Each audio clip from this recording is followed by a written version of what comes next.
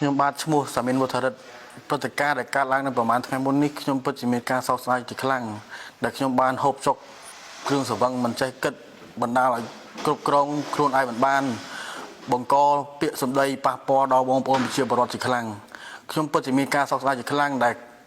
ខ្ញុំបានប្រើពាក្យសម្ដីមិនសមរម្យទៅលើបងប្អូនប្រជាពលរដ្ឋនិងមហាជនទាំងអស់ជា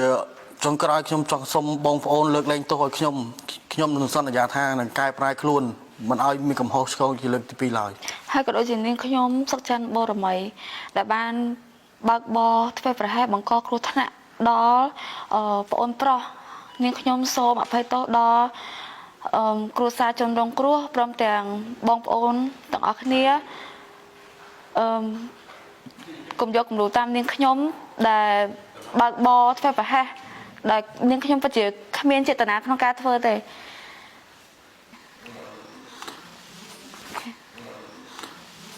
ខ្ញុំមានតែម្រាមដៃ10លើកជង្គង់សូមពុកម៉ែបងប្អូនទាំងអស់ជួយលើកលែងទោសឲ្យខ្ញុំផង